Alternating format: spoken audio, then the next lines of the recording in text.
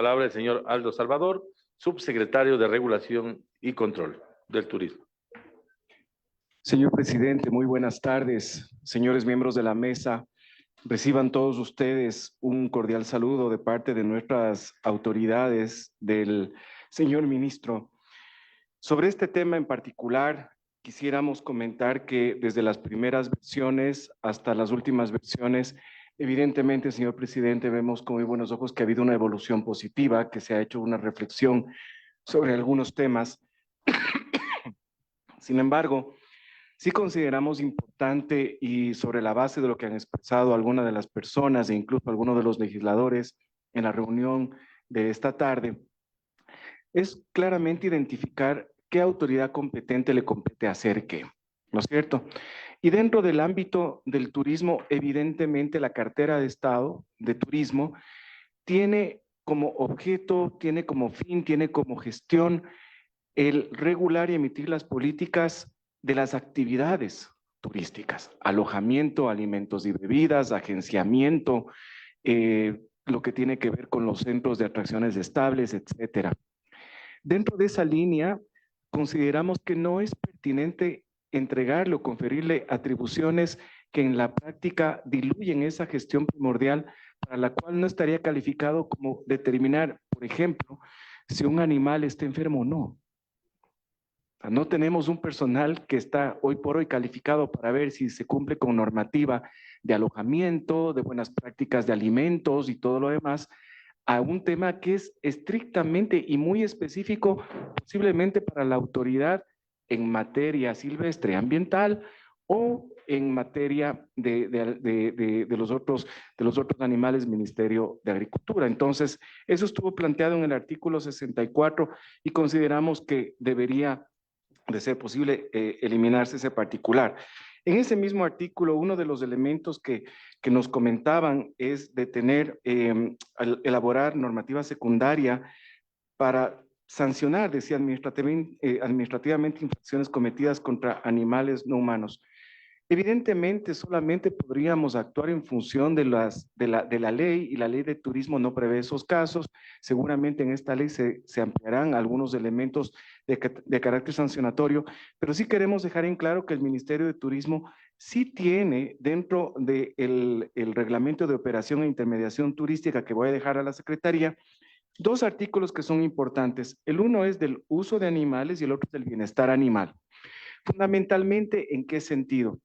En el cuidado que deben tener las personas a cargo de estos animales, y evidentemente tenerles en ese estado que sí es verificable, por ejemplo, que tenga vacunas. Eso es algo que sí podemos ver, que nos presenten las vacunas, que esté al día con las vacunas, que si está cojo no pueda hacer parte de la operación. Sin embargo, dentro de este contexto, y como me he referido al artículo 64, que esperamos que sea revisado y de ser el caso, no de paso, sí tener otros elementos claves. ¿Qué pasa con el tema en general de los animales en el tema de la operación? Cada vez la operación turística se ha vuelto un nicho muy especializado de gente que busca, por ejemplo, avistamiento de aves, que busca ver reptiles, que busca ver hormigas, que busca ver arañas, que busca ver insectos. Y evidentemente el cuidado de todo ese entorno, de todo ese contexto, es de tener esas especies vivas, no alterar su ecosistema, porque están en ese entorno. Entonces, es más bien una actividad concomitante que busca esa conservación, ese cuidado como el mejor aliado estratégico.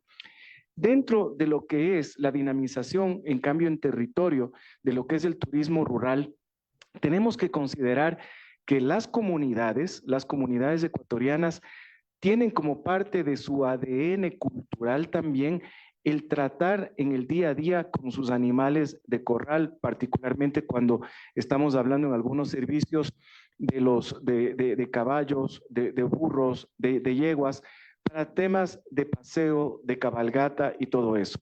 En ese mismo artículo 64, cuando se nos decía que progresivamente se le disponga al ministerio promover la erradicación progresiva de las actividades turísticas que involucren animales, va a ser imposible.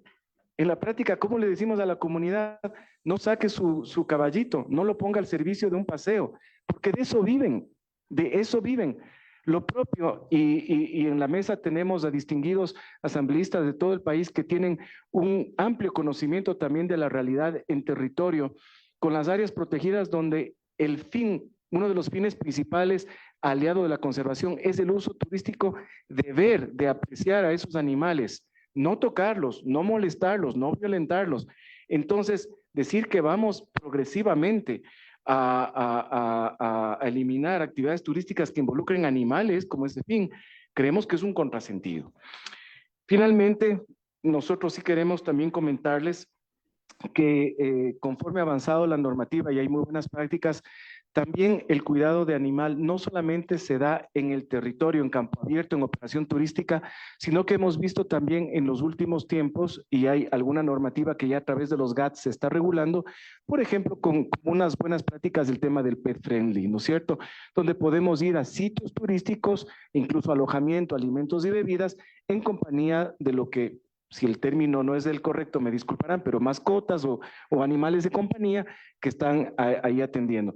Entonces, con esto quisiera cerrar la intervención, señor presidente y miembros de la mesa, para indicarles que justamente dentro del tema cultural y el desarrollo de operación turística, contamos justamente con el cuidado, con el respeto de los animales en todo sentido, pero sí pedimos, por favor, tomar en consideración lo que se refirió en su momento el artículo 64, en el cual no estamos de acuerdo, y lo propio en el artículo 19, si se ha mantenido o se han variado algunos de los artículos, tomar en cuenta, donde decía en unos el derecho de los animales no humanos pertenecientes, por ejemplo, a la fauna marina, acuática y semiacuática, decía a vivir en sus ecosistemas sin intervención del ser humano a la conservación de todas las especies. Esto es una reflexión. ¿Qué pasaría entonces con la operación turística en Galápagos si no hay un modelo de gestión controlado, donde el Parque Nacional pone normas dentro del área protegida, donde hay el avistamiento de ballenas también en Machalilla? Entonces, hay que ser consecuentes con esos temas y pedimos y felicitamos a esta comisión que ha hecho un trabajo exhaustivo y seguramente sabrá tomar en consideración estos aportes, señor presidente. Muy buenas tardes y abierto a cualquier inquietud o duda. Muchas gracias, señor subsecretario de Regulación del Turismo, Aldo Salvador. Muchas gracias. ¿Alguien tiene preguntas? No. ¿No? No hay preguntas. Muchísimas gracias. Le agradecemos. Muchas gracias por la participación.